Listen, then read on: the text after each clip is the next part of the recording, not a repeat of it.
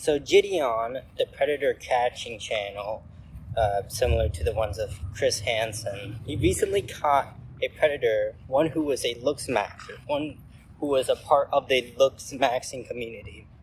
What's super interesting about this is we get to see the type of bias that people have when someone is convicted of a crime and they are conventionally attractive.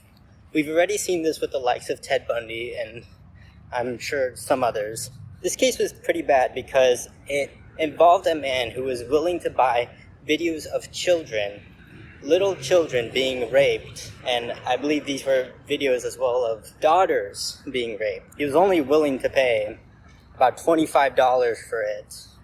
Insane. He's being absolutely shit on and memed on. He was able to leave jail at a pretty premature state of what you think he would be charged for. I think he was supposed to be in jail for several months, and rulings for these types of things are always very, very little times.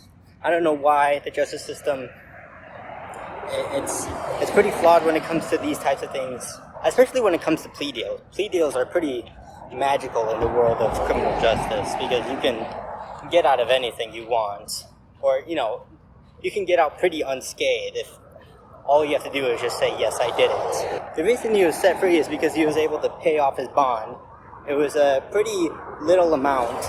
So what's interesting is that the community who already supported Hullo, or I don't know how to pronounce it, is the name of the guy who committed these crimes. His community still supports him, and I think they were going to do that regardless. They don't care. Why don't they care? The looks maxing community has been completely detached from morality in every single sense in general. People are legitimately defending this guy.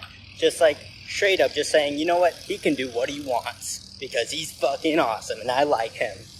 And that's a pretty dangerous mindset to have in general. It's especially dangerous to have when you are a man who makes content for young men on how to look and act. He's supposed to be a role model, so it's weird that the role model is doing not so role model-ish things.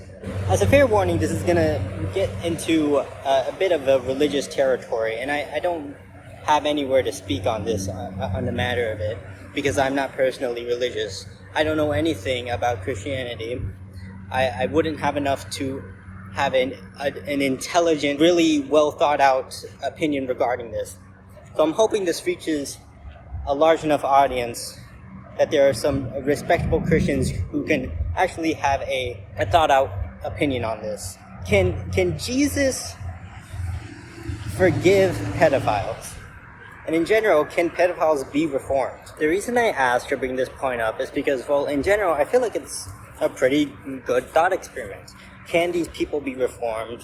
And from a religious perspective, can they be forgiven from the man himself who forgives all, supposedly? I as well pointed out because these commenters, some of these commenters who are being like, this guy's cool, he can do whatever he wants, who cares if he wanted to look at children being raped.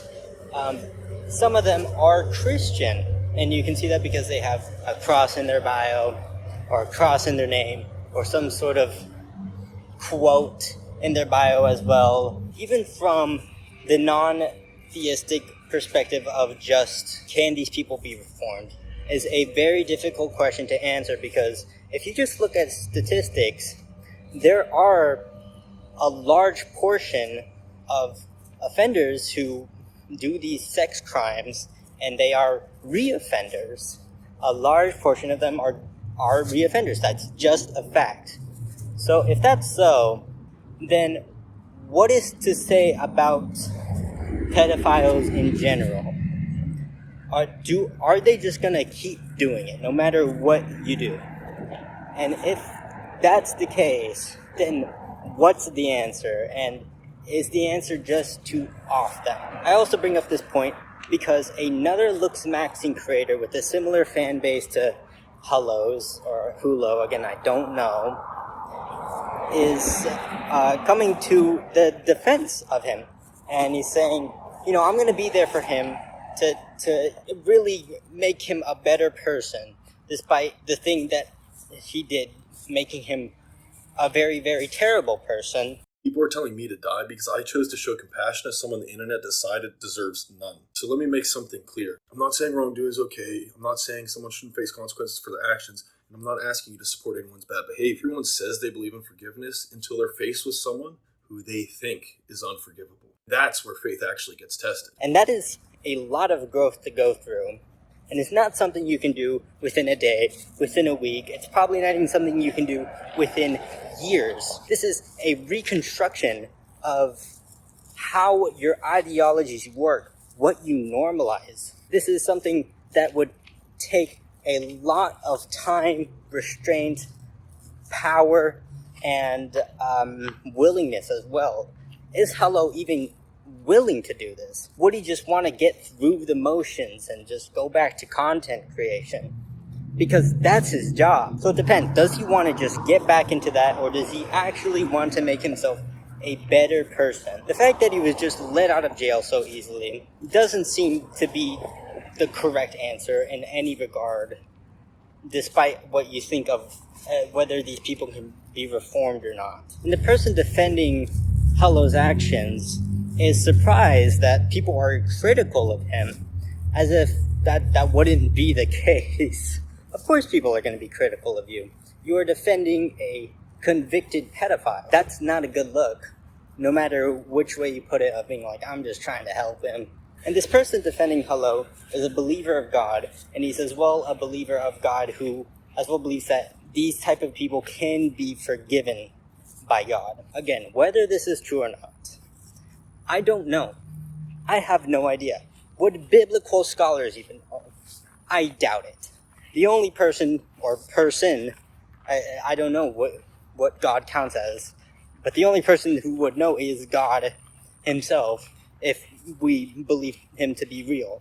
And let's just say he is real, for the sake of argument. If he's real, what will he say when Hello, the man who bought child rape videos, comes up to him and says, Father, how are you going to judge me? What will the judgment be? What will he say? It's a pretty interesting thing to think of. Will the immediate reaction just to be to send him to hell? Is there going to be some sort of divine judgment that we don't really have in the human level, really? We have judges, we have lawyers. What is God's judgment going to be like? I have no idea how that's going to play out. How does he qualify our actions? And is it based on the quantification? Is it based on the contents of it?